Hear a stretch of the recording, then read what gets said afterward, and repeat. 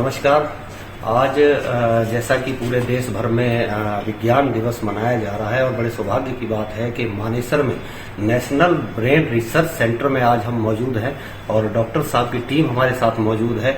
और सबसे बड़ी उपलब्धि ये है कि आज जिन स्कूलों के बच्चे नेशनल ब्रेन रिसर्च सेंटर में आज अपने अपने विचार डॉक्टरों ने उनके सामने रखे और जैसी जैसी जानकारियां ब्रेन को लेके, क्योंकि ब्रेन मस्तिष्क से ही कोई भी कार्यशैली या कोई भी गतिविधियां जब शरीर की शुरू होती हैं तो वो मस्तिष्क सबसे पहला काम मस्तिष्क का ही है। उसके बारे में आज हम बात करेंगे। हमारे साथ डॉक्टर्स हैं। सर प्लीज आज के इस इवेंट के बारे में कुछ बताइए। हाँ, तो ये नेशनल साइंस डे है जो हर साल 28 फरवरी को मनाया जा रहा है और नेशनल ब्रेन रिसर्च सेंटर बहुत शुरू से जब से मैं यहाँ हूँ, मैं करीब 20 साल से यहाँ कार्यरत हूँ और हम लोग डिफरेंट चीज़ों पे रिसर्च करते हैं। हमारी लैब जैसे इन्फेक्शंस को देखती है, और लैब्स हैं जो कैसे मेमोरी फॉर्म होती है, कैसे और बीमारियाँ हो सकती हैं, अल्जाइमर डिजीज़ होती है, स्पाइनल कॉर्ड इंजरी होती है, तो ये सारी चीज़ों पे हमारे यहाँ शोध होता है। ब्रेन रिसर्च सेंटर इस जगह जहाँ आज हम लोग खड़े हैं, 2003 में अब्दुल कलाम साहब जो हमारे प्रेसिडेंट थे उन्होंने इसको नेशन के लिए डेडिकेट किया था जी। और तब से हम लोग इसमें मतलब बहुत कठोर परिश्रम के बाद हमने एक अपनी दुनिया में जगह बनाई है जी। और वो इस वजह से हो पाई है क्योंकि हमें ये जो टैलेंटेड स्टूडेंट्स आपको कहीं ऐसा भी लगता है कि मानेसर या आसपास के या पूरे भारत में कोई बच्चों को इस तरह की पढ़ाई में कहीं स्कूल बहुत पीछे हैं और यहाँ के जो स्टूडेंट्स हैं उनकी जानकारी बच्चों तक सही मायने में पहुँच नहीं पाती है। मैं एक चीज आपको और बताना चाहूंगा कि एनबीआरसी ने एक और प्रयास किया है। हमारे नू के एक स्कूल में हमने एक साइंस म्यूजियम बनाया। उसमें हमने काफी इक्विपमेंट्स जो रिसर्च में यूज होते हैं वहां पे डोनेट करके वो बनाया है। वो उसी चीज को खामी को पूरा करने के लिए है कि बच्चों को हम शुरू से ही ये दिखाएं कि साइंस में क्या क्या विज्ञान के लिए एक्सपेरिमेंट्स करने के लिए जो इक्विपमेंट्स की जरूरत होती है वो कैसे दिखते हैं, जैसे सेंट्रीफ्यूज कैसे होता है, माइक्रोस्कोप कैसा होता है और पीसीआर मशीन कैसी होती है। तो वो एक पहला प्रयास हमारा है। और ये जो हम आज जैसे ओपन डे किया है, इस चीज को हम बहुत बार करते हैं। इनफैक्ट हर महीने एक न एक स्कूल कॉलेज हमारे पास आता है। और 16 दिसंबर जो हमारा फाउंडेशन डे है, जिस दिन ये इंस्टीट्यूट बना था, उस दिन भी हम इस तरह की प्रक्रिया करते हैं। तो हम निरंतर प्रयास करते हैं पब्लिक से, बच्चों से, स्कूल से, कॉलेजेस से संपर्क करने के लिए और उनको हम ये बताते हैं कि रिसर्च के लिए क्या जरूरी है, किस तरह की पढ़ाई जरूरी है, किस चीज का शोध करना जरूरी है और उसको कैसे किया जा सकता है।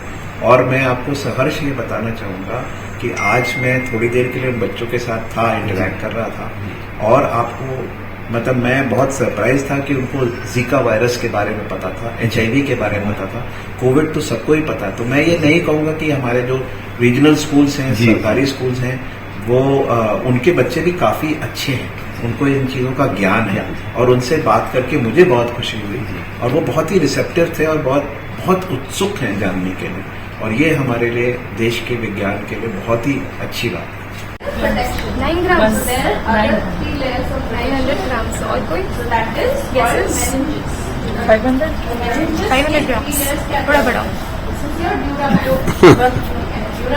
बड़ा और 2 बीच में आ जाए 1.5 ठीक है। इतना भारी 1.4 kg लग रहा है आपके सर पर? नहीं, कभी फील नहीं होता है ना? क्यों नहीं होता है? क्योंकि ये ब्रेन ऐसे नहीं रहता है, ये एक लिक्विड होता है, फ्लूइड होता है ब्रेन में, जिसमें सेरेब्रम कहते हैं। सेरेब्रो स्पाइनल, सेरेब्रो मतलब ब्रेन, स्पाइनल मतलब spinal cord. Have you read about buoyancy? तुमको बॉयंसी का प्रिंसिपल पता है? ये ब्रेन जो है, ठीक है, तो पानी में कोई भी चीज तुम लेते हो, कभी खेलते हुए कुछ पानी में गिर गया तो when you take it out, पानी में उसका वेट बहुत कम लगता है, फिर बाहर लाने से वेट बहुत ज्यादा लगता है, राइट? तो that principle is called buoyancy. So when you feel like when you don't feel the weight, that means it's floating inside some fluid. So it's floating inside the cerebrospinal. जैसा कि आपको विदित है, हम मौजूद हैं आज national brain research centre Manesar के प्रांगण में, और यहाँ आज विज्ञान दिवस जो पूरे भारतवर्ष में मनाया जा रहा है, तो कुछ बच्चे हैं जो अन्य स्कूलों से, कई विद्यालयों से यहाँ तरह तरह की जानकारियाँ लेने आए हैं। तो हमारे साथ कुछ बच्चे जुड़े हुए हैं जो आज क्लास में मौजूद हैं और जानकारी लेने के लिए बड़े उत्सुक हैं। तो बात करेंगे इन बच्चों से। बेटा, कैसा लग रहा है, क्या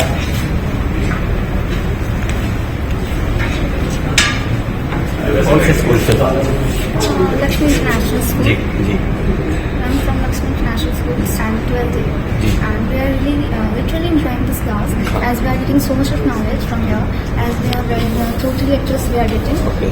The first lecture was about the brain and how it was functioning, about all these functionings about brain, and second was about how the viruses are affecting. That was some human viruses. That was some that HIV and COVID-19, how was it affecting your brain. That's what very knowledge was. And the third lecture was about the MRI, that functioning about it, and it's literally knowledgeable. कुछ ऐसी भी जानकारी मिली है जो बिल्कुल अभी तक संज्ञान में नहीं थी और यहाँ आने के बाद कुछ? Yes, of course. We got viruses that about the viruses that I was literally known that was Zika virus that affect the paranoid movement and that transfers to the genes toward the baby, and it literally affect the baby and the mother's womb. यानी कि बच्चे भी बड़े उत्साहित हैं, और सबसे बड़ी बात यह है कि स्कूलों में भी इस तरह की शिक्षा इन बच्चों को दी जा रही है। जो बच्चे जानना चाह रहे हैं वही जानकारियाँ यहाँ भी उनको देखने को मिली। मेरा नाम आयुष है। मैं अपना ग्रेजुएशन KR मंगलम यूनिवर्सिटी से कर रहा हूँ साइकोलॉजी में, एंड ये मेरा दूसरा विजिट है NBRC में। अभी तक हमने जो है MRI को देखा है कि MRI कैसे ब्रेन फंक्शनिंग में हेल्प करता है, या हमारे दिमाग में जो भी चीज़ें चल रही होती है उसे बहुत बेहतर तरीके से और बहुत अच्छे तरीके से समझने में हमारी मदद करता है। और इसकी पिछली बार जब मैंने विजिट किया था यहाँ पे, तो हमने और भी सारी चीज़ें देखी थी। हमने ब्रेन को देखा था, ब्रेन के पार्ट्स को देखा था, और NBRC में हम अभी साइकोलॉजी कर रहे हैं, तो उसके बाद जो हमारे फ्यूचर रिसर्चर्स होंगे, हम वो कैसे NBRC में कर सकते हैं, हम कैसे ब्रेन से ह्यूमन बिहेवियर के बारे में समझ सकते हैं, कैसे हम कोई भी अगर डिस्फंक्शन होता है ब्रेन में तो कैसे हमारे बिहेवियर को वो इम्पैक्ट करता है या अफेक्ट करता है, या कोई भी साइकोलॉजिकल डिसऑर्डर होता है वो कैसे हमारे ब्रेन को अफेक्ट करता है, एंड उसका शेप कैसे चेंज होता है, या कोई डिफॉर्मिटी होती है। तो उन सारी चीज़ों को बहुत अच्छे तरीके से समझ सकते हैं, रिसर्च कर सकते हैं उस फील्ड में, इसका आगे चल के बहुत लैंग्वेज रिलेटेड कोई MRI देखनी है किसी स्पेसिफिक पॉपुलेशन में जो सिर्फ संस्कृत बोल रही है या हिंदी इंग्लिश बोल रही है। सेकंड हो सकता है कोई गेमिंग पॉपुलेशन आपने ली है, आजकल बच्चों को बहुत शौक है गेम का, छोटे छोटे बच्चे घरों में बॉयज को देखा भाई किस किस के हैं भाई, सभी के होंगे। जैसा कि पूरे भारतवर्ष में आज विज्ञान दिवस पे हम मौजूद हैं मानेसर NBRC के प्रांगण में, और बहुत ही अच्छे विचार या यूँ कहें कि मस्तिष्क के बारे में जितनी भी जानकारियाँ आज हमारे चैनल के माध्यम से जो आपको दिखाई गई, तो हमारे साथ मौजूद हैं संस्थान के डायरेक्टर साहब हैं श्री कृष्णानु राय जी। सर, इस इवेंट के बारे में कुछ आप अपनी?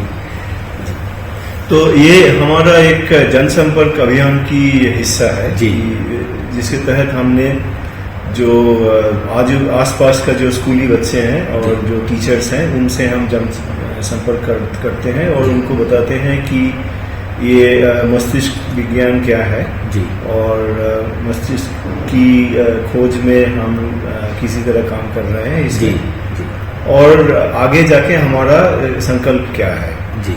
तो थोड़े चीज में इंग्लिश में नो प्रॉब्लम, हाँ yes yes, tell me tell yes. तो so one of the main idea of this event is to make the children understand that some of these activities, some of the feelings that they have, like stress or sometimes forgetfulness or sometimes inattentiveness.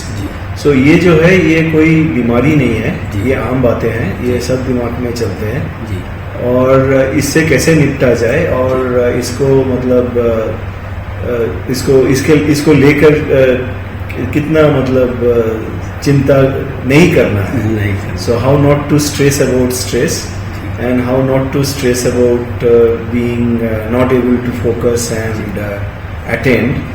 क्योंकि there are many people in our world and some of them are very successful people. जैसे कि Einstein थे और हमारे रविंद्रनाथ ठाकुर थे. जी. और जो मशहूर लेखिका है आगाथा क्रिस्टी. तो ये सभी एक तरह से इनको डिसलेक्सिक कहा जा सकता है.